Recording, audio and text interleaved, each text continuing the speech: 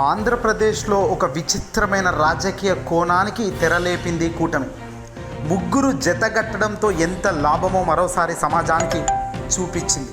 ఎందుకంటే వైఎస్ఆర్సీపీ పార్టీకి సంబంధించిన జగన్మోహన్ రెడ్డి గారి పార్టీ గెలుస్తుందని, 100% అధికారంలోకి వైఎస్ఆర్సీపీ పార్టీ గవర్నమెంట్ తిరిగి వస్తుంది అనుకున్న తరుణంలో కూటమి జతగట్టడం, ఓట్ షేరు టర్న్ అవ్వడం, తద్వారా దారుణమైన ఫలితం చవిచూడడం లాంటి సమస్య మనం చూడడం జరిగింది.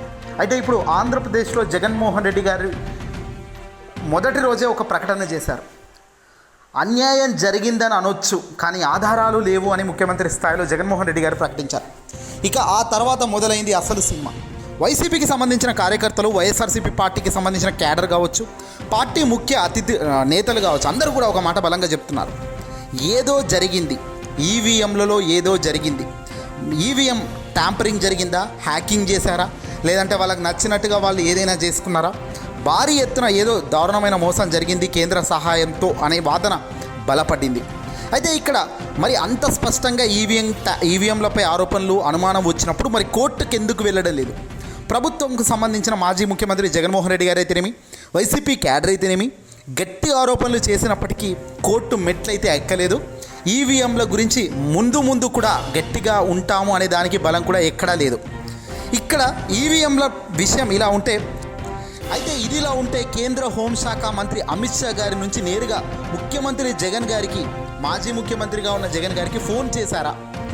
అమిత్ షా గారు నేరుగా జగన్కు ఫోన్ చేసి అయిపోయిందేదో అయిపోయింది, పార్టీకి 40% ఓట్ షేర్ ఇంకా అలాగే ఉంది, మళ్ళీ ప్రజల్లో కష్టపడి మంచి పేరు సాధించండి, అంతేగాని ఈవీఎంలో జోలికి రాకూడదు, అంతేగాని మేమైతే మీకు అండగానే ఉంటాము, మా పార్టీ ఎప్పుడు కూడా జగన్మోహన్ రెడ్డి గారు అంటే ఆ మర్యాదే, ఆ క్రెడిబిలిటీ మేము చూస్తాము మీలో అంటూ ఆయన ఓ ధైర్యం ఇచ్చారు అనే సందేశం ఇప్పుడు ప్రజానికం వద్దకు వస్తుంది.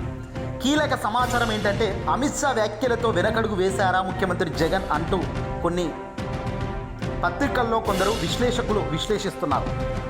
మాజీ ముఖ్యమంత్రి జగన్మోహన్ రెడ్డి గారు ఈ మేరకు తన నిర్ణయాన్ని వెనక్కి తీసుకున్నారని, తాను ఎలాంటి అడుగులు వేస్తూ మళ్ళీ ప్రజల్లోకి వస్తారు, ఇప్పటిదాకా వైఎస్ఆర్సీపీ క్యాడర్పై జరుగుతున్న దాడులపై వాళ్ళు స్పందిస్తూనే ఉన్నారు, కానీ పెద్ద ఎత్తున ముందుకు రావడం లేదు.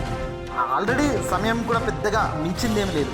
కేవలం ఎన్నికల రిజల్ట్స్ వచ్చిన కొద్ది రోజుల్లోనే టీడీపీకి సంబంధించిన నేతలు ఇళ్లల్లోకి వెళ్ళి దాడి చేయడం, పార్టీ ముఖ్య నేతలు, అప్పట్లో క్యాడర్లో ఉన్న కార్యకర్తలు ఉన్న వాళ్ళు పనిచేసిన విధానం చూసి వీళ్ళు తట్టుకోలేక, ఇప్పుడు మేము అధికారంలోకి వచ్చాం చూడండి రా ఏం చేస్తామో చూడండి అంటూ వీళ్ళు ఏకంగా వాళ్ళు ఇంట్లకి తలకాయలు కొట్టడం లాంటివి చూస్తున్నాము.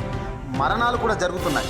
మరి ఇలాంటి క్లిష్ట సమయంలో చాలా కీలకంగా వ్యవహరించాల్సిన వైఎస్ఆర్సీపీ క్యాడర్ ఎందుకు చాలా సైలెంట్గానే మూవ్మెంట్ ఉంటుంది అనేది ఇప్పుడు చాలామంది వినబడుతున్న ప్రశ్న. అయితే దీనిపై వీళ్ళు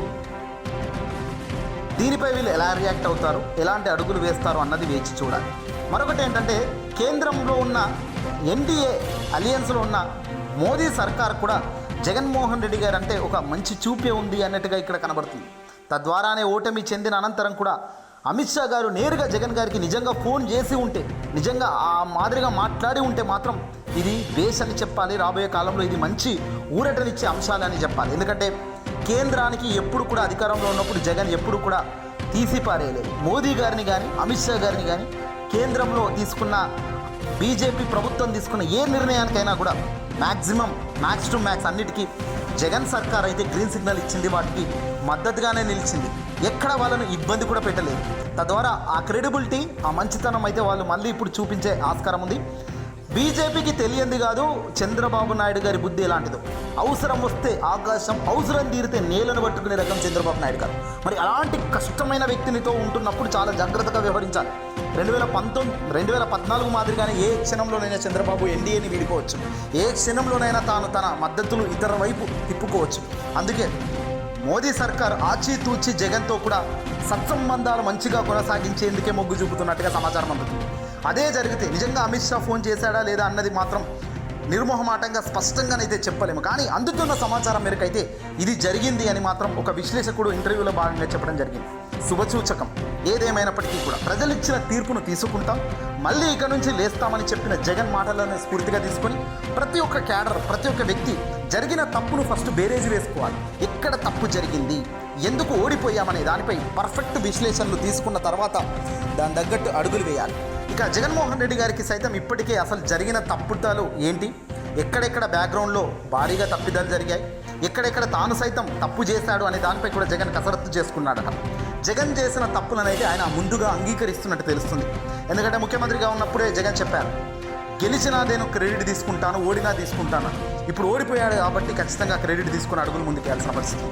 ఏదేమైనప్పటికీ కూడా తాజా పరిణామాలు అయితే చాలా క్లిష్టంగా, చాలా క్లియర్గా కనబడుతున్నాయి. చూద్దాం ఏం జరుగుతుందో. వీడియోని అసలు ఎక్కువ షేర్ చేయండి.